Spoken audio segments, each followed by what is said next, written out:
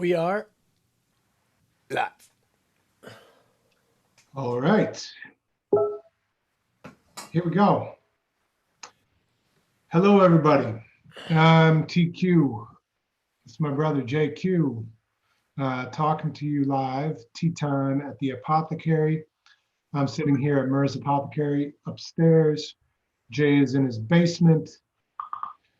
We've taken a few days off to digest and work, and we're back. We're drinking some tea. So if you want to talk about what you're drinking, we'd be happy to talk about that, and we'll tell you about what we're drinking, right, Jay? Yeah, we don't need to get too into the medicinal benefits of it, but essentially it's symbolic. Um, because time is so that you can breathe. And there's a lot of people who can't breathe right now, and so we're just trying to take a breath. And that's kind of been the MO of this little experiment from the beginning. Was like take a second to breathe and let's acknowledge how many people can't right now. And And what happens when you can't? yeah, how you doing, man? You okay? Yeah, I'm doing okay. All things considered, you know, kind of said uh, last time, hey, Mary Josephine, nice to see you again. Thanks for joining us. Uh, it's, yeah, I think one of the things you have to do is just listen and look. And I kind of said it last time. I think I was pretty emotional, but uh, we're pretty damn fortunate. So I feel like, yeah, we've got things to care of. We've got a business to run. We got to make sure that people, are safe and that we're able to do what we need to do, et cetera. But I'm just trying to take it all in and say, what does this mean? What comes next? How do we make sure that this is not something that we have to repeat and that things change at a structural level? And that, I mean, I'm talking about our country, but our country starts with a neighborhood. It starts with a workplace, starts with the conversations you have in your home with your partner, with your friends, with your loved ones, with your kids. um, and they talked about doing the work. So trying to just do some work and listen a lot. Yeah. Um, I feel like we're getting like a lot of like, and you obviously have to do these, so I'm not like knocking anybody, even you guys, but it's like this like official statements. There's like a lot of everyone's official statement on everything. It's like there was official statement on COVID, and now there's an official statement of standing with Black Lives Matter, and as as good as I think it's like it's great for companies to tell the consumers that this is the way they stand, and I think it's important, but I also am I'm reaching a little bit of like a saturation point with official statements on it, and I want to hear some unofficial statements on it. That sounds crazy, but I want to. Yeah, but I know what you mean, but I feel like that's sort of in my nature to find like, maybe I'm a cynical person sometimes, and you're right. We did something as well, but I think that people have to remember that two things. First of all, official statements often come from very deep conversations of internal participants. And there is no way to get that across other than to make a statement sometimes. I mean, there are additional ways to do it, but the best way to start is to be like, here's where we stand after we did some soul searching and discussion. So that's one thing. The second thing is I keep on thinking every time I sort of say like, oh yeah, an official statement, it's like, you know what? I'm seeing some pretty astounding official statements coming from some places that I wouldn't have expected it a year ago, 2 years ago, 5 years Well, ago. that yeah, And so that's kind of what I'm saying a little bit is yeah, like is Use like, your bully pulpit, you know? yeah, yeah, and like don't I think people are realizing that like tacit like that silent disapproval is a tacit approval. Um, you know, you know what I'm saying? Yeah, And so it's nice for to see people acknowledge that from a business like MERS, like yours, right? Like ours, yeah, to hear to show that small business is, you know. And I looked at our statement. I just want to be like fully transparent, and like I looked at our statement and I think it's, you know, good. And I think that I was glad that you guys contributed monetarily, and that, and I thought about like putting that in the message, and I was thinking about that, and I was like, no, that's actually good. And the tone of it was good because I wouldn't want people to think it's like, look at what we did. But I think the point of it, I could tell because of the tone, and it was subtle, but was, hey, I want to, like anyone who reads this, I want to put pressure on themselves and on other businesses to put their money where their mouth is, you know? yeah. We And discussed this watching, internally. yeah, It's, what? virtue signaling is what it's called. I It's know. like this idea of like, look I at did us. my post and I did my part, right? Yeah, we're virtuous. And I feel really sensitive to that. And it was almost like, but I guess I come down on the side of like, if everyone were virtue signaling but doing something, I'd take that over being quiet all the time. And Yeah. so like my feeling was like, all I can do is, all we can do as a business is do what feels right and what we believe is to be right. And whether that comes across to some people as virtue signaling or other people as not enough, or some people as you made the wrong choice, I just got to be able to sleep at night. And I think our team does too. And so I kind of let it go on Monday after we did that. Was like, we had a talk, we decided to say this, we decided to say some things, and we got some blowback and we got a lot of support from people. But I really just felt like at the end, I have to sleep at night. And this So is it's like a about beginning, peace with yourself, right? and with our team, you know what I mean? What people don't I often, mean, yourself as a company. Yeah. Yeah. yeah, what people don't often take into account is like, we have a whole team of all kinds of people, black, white, brown, you name it, old, young, on our team. And I gotta, yes, it's for the world, for sure. Yes, it's because what we think is right, but it's also like, those are the people that I feel very accountable to on a day-to-day basis. And I want to make sure that I can hold my head up high. Like, we can feel like we're on the right side of history, on the right side of a decision. And at the end of the day, everyone else can decide, can judge for themselves, in the world, and they will. Many people will, not, you know what I mean? But like, I can't control that. And that's No, been yeah, of sort of course my not. constant message has been like, do what you believe is right in your heart. Take action that maybe is uncomfortable or puts you out there in a way that makes yourself vulnerable, but then just let go, because after that, you've done something that you feel like, then you're being true to yourself. And then at that point, the world can judge you as not doing enough or doing too much or doing the wrong thing. And like, that's their, that's the meditation side of me, where it comes down to like, at this point, it's out of my hands and I cannot control the judgment of others.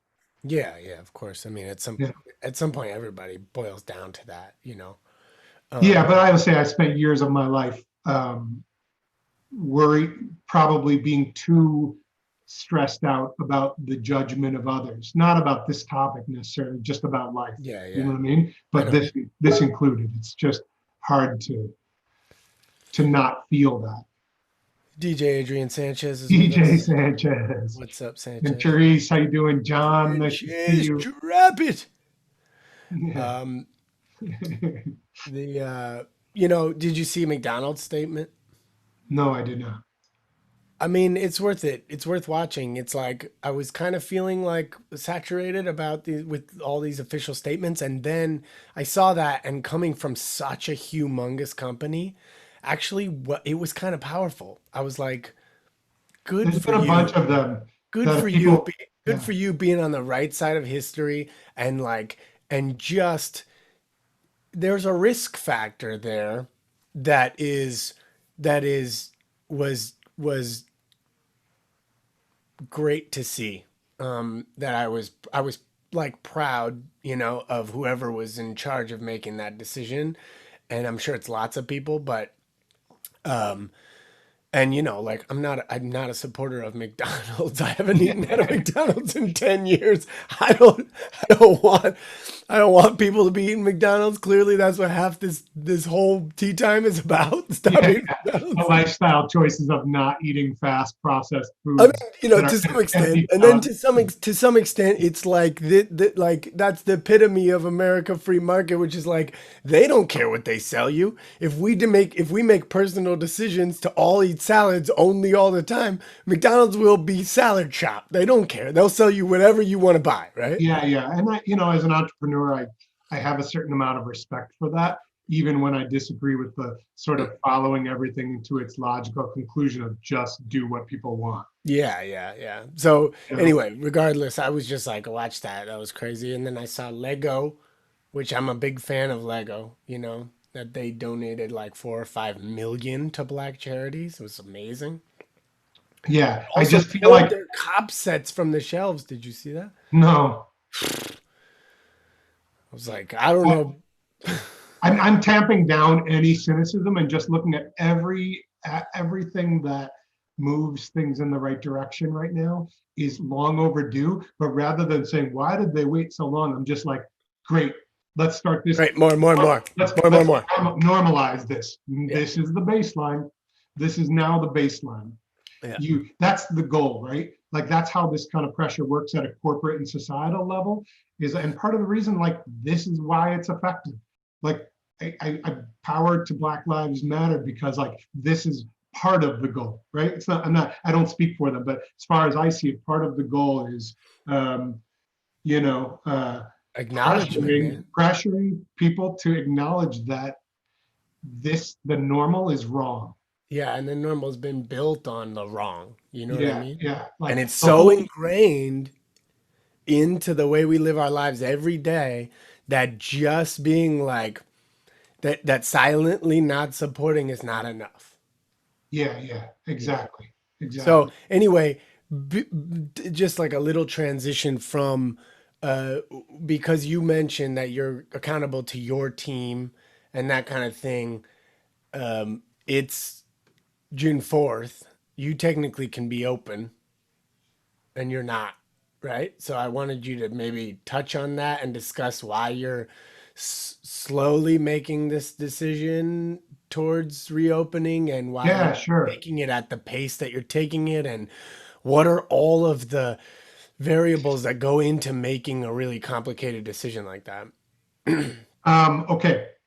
It's going to move us into a different topic because it's not really overlapping with what we're talking about. To me, this becomes really primarily a health and pandemic decision. Right, Uh, there's two they're both pandemics right now, so yeah, yeah. But I'm saying the pandemic that we talked about as the pandemic, the COVID-19 pandemic. Um, Look, I don't know all the answers. I don't think anyone does. And I will say we're having a big internal discussion today.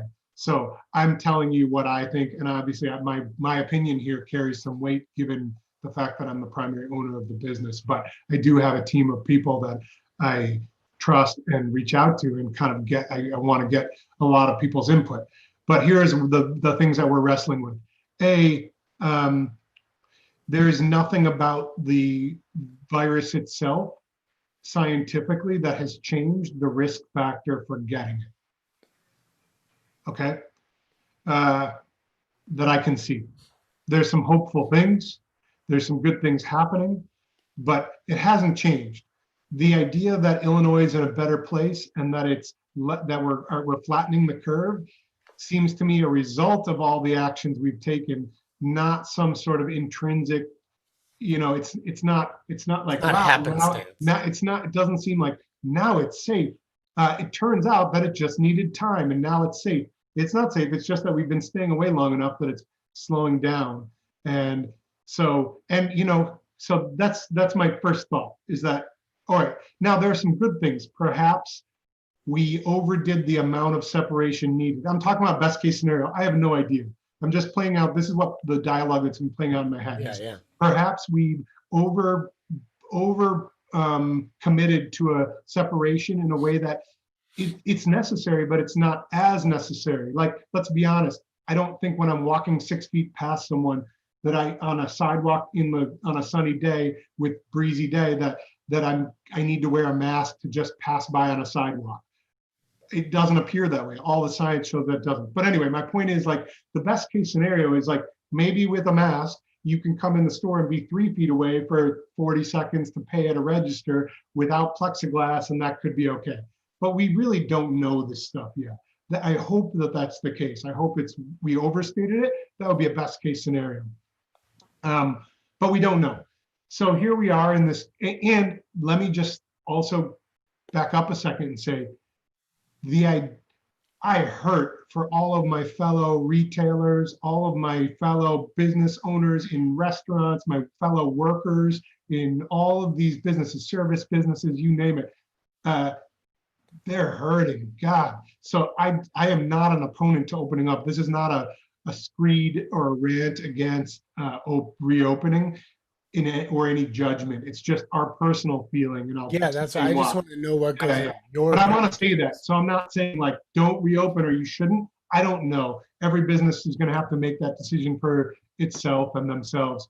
Yeah. But in our case, so I'm for the idea that that we're trying to test how we can do this safely. I guess in our case, we've been lucky enough that because we've been on the web for 20 plus years, and because we already have a very vibrant phone business, and because we already had like a very primitive but workable, or at least it did work technically, curbside in-store pickup business, we were able to transfer that over and become a relatively solid curbside business. Our web business has increased and our phone business has increased. So we feel like we're serving a large amount of our customers. Now, it pains me drastically to like see all the people come up to our door and say we are not open yet to the public, because a lot of people want to come in. But my point is, I look at it and say, we look at it and say, and I'm throwing this out there as a random number, but if we're at 85% or 80% of where we were before,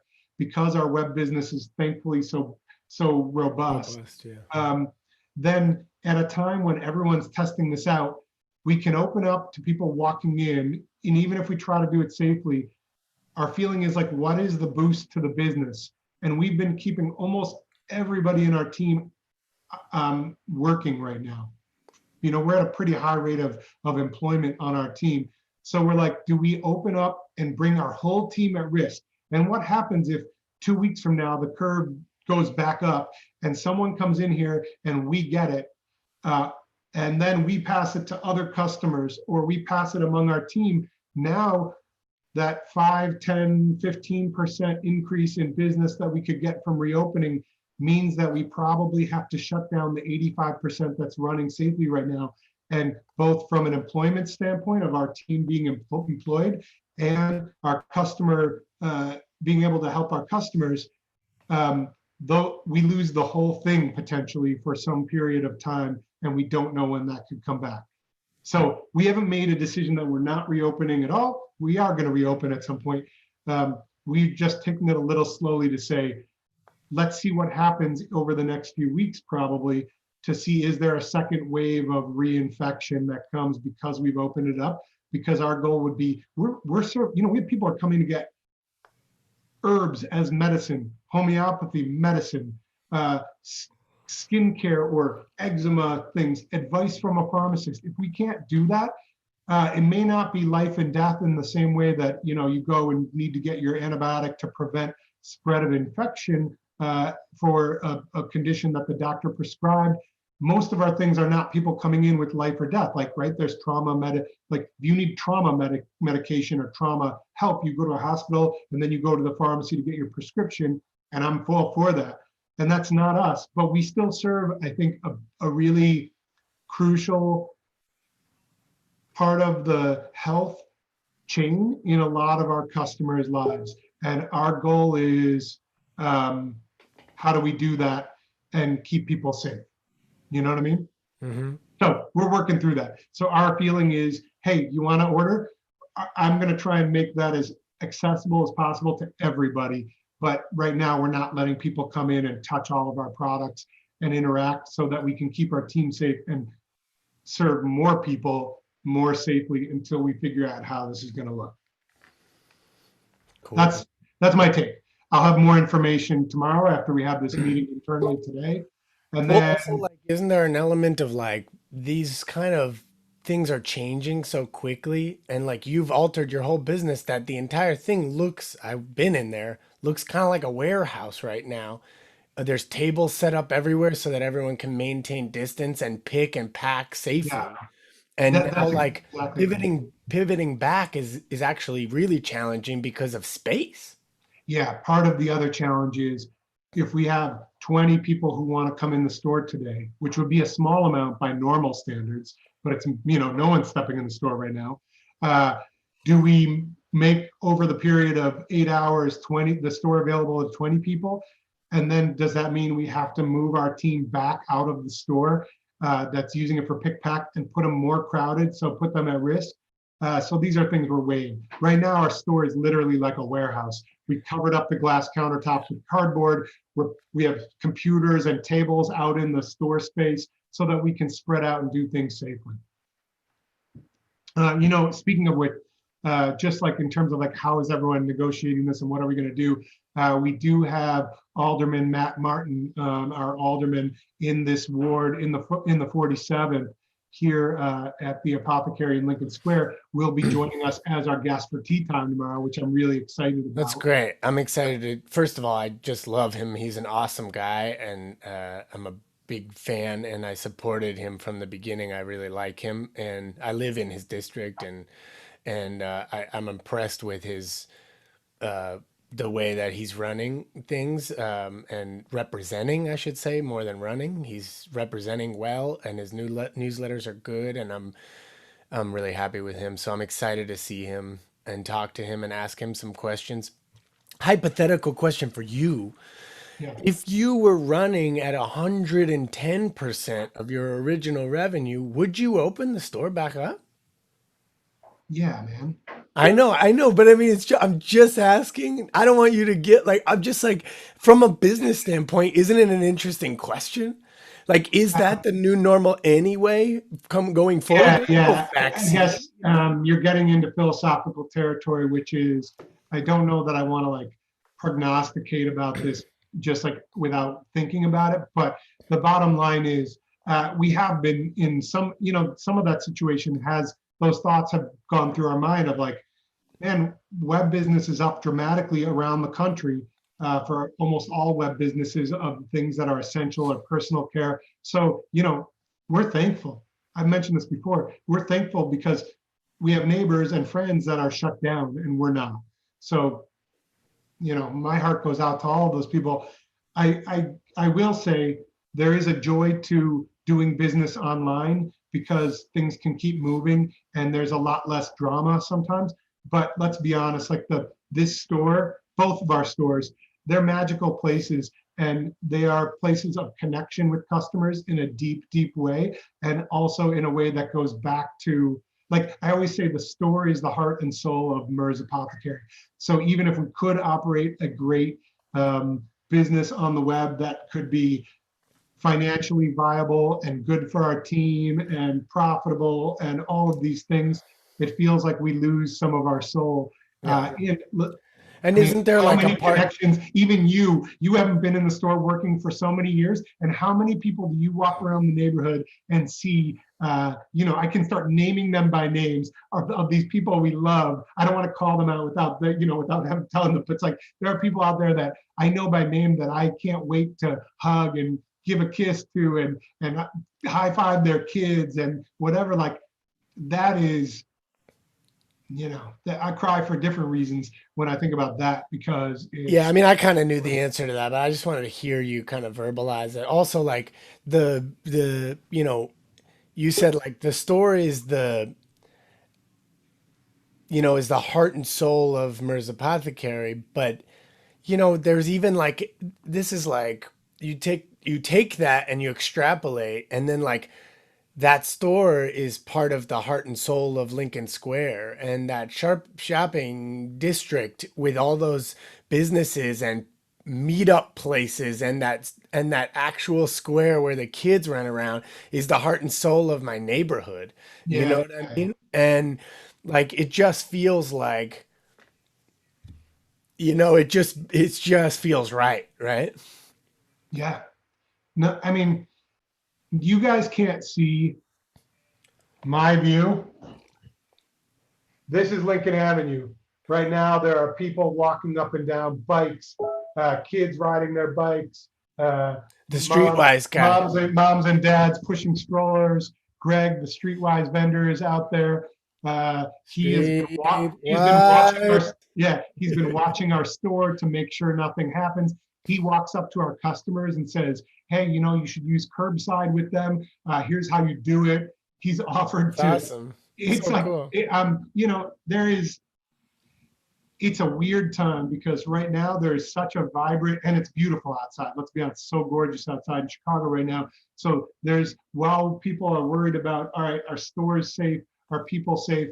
Are Black people safe? It's like there's so many complex and serious issues going on right now, that these are good, serious questions. We need to keep talking about it.